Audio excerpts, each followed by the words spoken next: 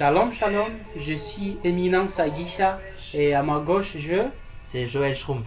Merci beaucoup, c'est la première édition de l'émission 7 minutes d'encouragement, 7 minutes d'édification et 7 minutes d'appel au Seigneur. C'est une émission du mouvement Campus pour Christ, le ministère Campus pour Christ.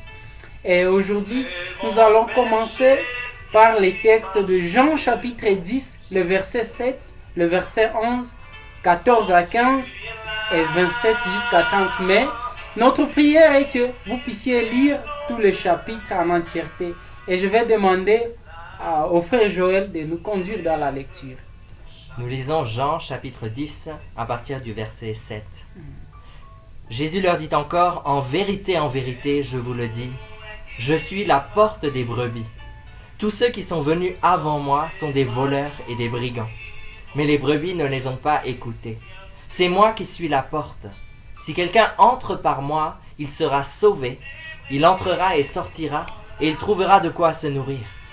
Le voleur ne vient que pour voler, égorger et détruire. Moi, je suis venu afin que les brebis aient la vie et qu'elle l'ait en abondance. Je suis le bon berger. Le bon berger donne sa vie pour ses brebis. Verset 14. Moi, je suis le bon berger. Je connais mes brebis et elles me connaissent.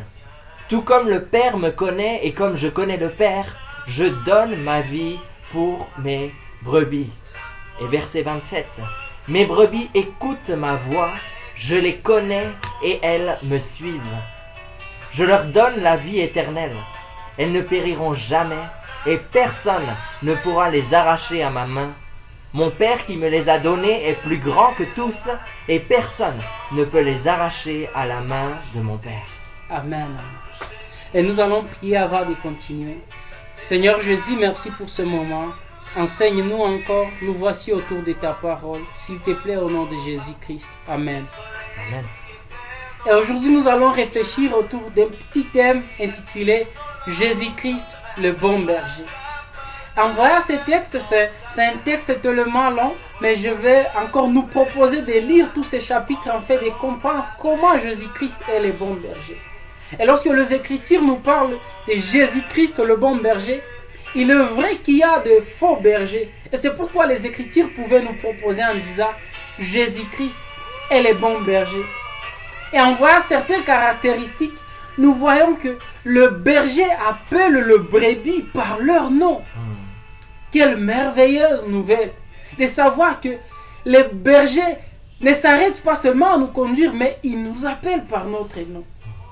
Non seulement ils nous appellent par notre nom, mais ils nous conduisent même dehors. Jésus-Christ est celui qui tient le devant et il nous conduit. Est-ce que tu peux aussi faire cette expérience de dire « J'aimerais être conduit par le Seigneur » Et il marche aussi devant nous. Parce que la Bible est en train de nous dire le bon berger marche devant elle, marche devant le brebis. Et encore, il est en train de nous dire qu'il est la porte et il est le berger. Quelle merveilleuse nouvelle. Non seulement Christ nous prend, il nous conduit, mais aussi il vient. Il est la porte de là où nous passons notre nuit en tant que brebis. C'est-à-dire, il est notre protection. Et Jésus-Christ est encore notre berger. Dans ce monde, le berger de ce monde, il peut te conduire, mais il viendra te laisser à la place où peut-être tu passes la nuit et il part. Mais pour Jésus-Christ, il est celui qui tient notre sécurité. Et nous pouvons nous réjouir de cette nouvelle en sachant que Christ prend tout entre ses mains, prend notre sécurité. Et c'est pourquoi nous ne pouvons pas nous inquiéter parce que Christ nous conduit lui-même. Quelle merveilleuse nouvelle de savoir que Christ est notre berger. Est-ce que tu peux faire cette expérience de dire que moi aussi j'aimerais être conduit par ces bons bergers? Ces bons bergers qui ne te laissera pas seul être conduit par toi-même, mais qui marchera avec toi. Quelle merveilleuse nouvelle encore. Est-ce que tu peux être encouragé par cette nouvelle de savoir que Christ ne te laissera jamais, tu es le bon berger et qu'il marchera toujours à tes côtés? Est-ce que tu peux être encore édifié par cette parole de savoir que Christ marchera à tes côtés. Christ te dirigera. Christ te conduira. Et Christ sera la porte. C'est que là où tu passeras la nuit, qu'importe les circonstances dans lesquelles tu peux te retrouver, Christ est la porte. Il assure ta sécurité. Et c'est pourquoi même le psalmiste pouvait le dire qu'il me conduit dans des verts pâturages. Il te conduit.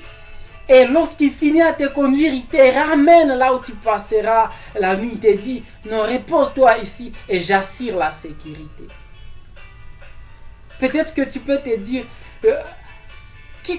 est-ce que je suis appelé à combattre? Non, tu n'es pas appelé à combattre. Tu es juste appelé à écouter et à suivre la voie du berger. Et lui-même assurera la sécurité. Je ne sais pas si le frère Joël a quelque chose à ajouter avant que nous puissions clôturer cette séance et nous encourager encore à faire cette expérience, de lui faire confiance et de lui suivre. Oui, j'aime beaucoup ce passage et je crois que vous êtes aussi très encouragés par ces paroles. Le bon berger qui donne sa vie pour ses brebis. La brebis qui est tellement fragile, la brebis qui est tellement toujours en danger, qui est parfois stupide, mais le berger va prendre soin d'elle. Va la protéger, va la conduire, va pourvoir à chacun de ses besoins. Et c'est comme ça qu'est notre Dieu. Il est le bon berger qui prend soin de ses brebis, qui donne sa vie pour ses brebis. Nous avons de la valeur à ses yeux, nous avons un prix. Et ce prix que Jésus a payé pour nous sauver, est-ce que nous sommes conscients de cela? Jésus, notre bon berger.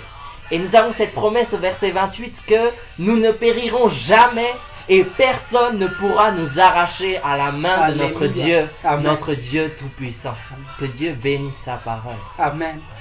C'est ça ce qui me bénit beaucoup. Personne ne peut nous ravir entre le mets du bon berger. Parce que si tu es entre le mets du Seigneur, soyez-en fiers parce que personne ne peut t'arracher entre ce mets. Il te conduira chaque jour. Est-ce que ce soir tu peux, je ne sais pas à quelle heure tu me suis, si c'est le matin ou le midi, le soir, mais est-ce qu'à cet instant tu peux encore prendre cette décision de dire, j'aimerais encore aussi suivre le Seigneur. J'aimerais être conduit par ce bon berger. Et avant de clôturer, si tu veux faire cette expérience, d'inviter le Seigneur dans ta vie et de lui dire, Seigneur, j'aimerais être conduit par toi.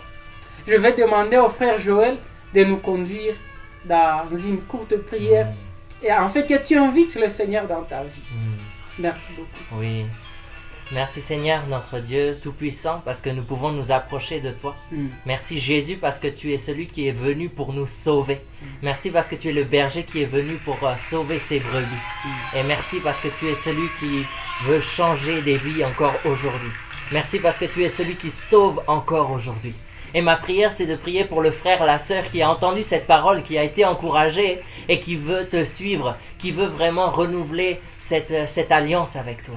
Et je te prie, Seigneur, que vraiment tu acceptes cette prière de ton serviteur, de ta servante, qui te connaît peut-être pas, qui a encore des questions, mais qui va vraiment prier avec nous. Dieu, c'est vrai, peut-être je te connais pas, mais je sais que tu es venu. Et je reconnais mon état, que j'ai besoin de toi. Je reconnais que je suis pécheur. Je reconnais que j'ai vécu longtemps loin de toi. Mais merci parce que tu es venu. Alors que moi je ne méritais rien, toi tu es venu. Tu es venu pour me donner la vie éternelle. Et je désire recevoir ce cadeau. Je crois que Jésus-Christ est mort pour moi à la croix. Je crois qu'il a pris mon péché et que je suis délivré. Et je crois qu'il n'est pas resté cloué à la croix, mais qu'il est ressuscité. Je crois que par sa grâce, je deviens enfant de Dieu maintenant. Si tu pries ça de tout ton cœur, et si tu crois de tout ton cœur que Jésus est ton sauveur et ton Seigneur, alors bienvenue dans l'enclos. Tu fais partie maintenant de la famille de Dieu. Que ces paroles t'encouragent. Amen. Amen. C'était votre frère Eminence Aguicha dans l'émission 7 minutes d'encouragement, 7 minutes d'édification, 7 minutes d'appel au Seigneur. C'est une émission du mouvement Campus pour Christ Ituri. Je n'étais pas seul, j'étais avec le frère Joël Chompa. Que le Seigneur vous bénisse abondamment.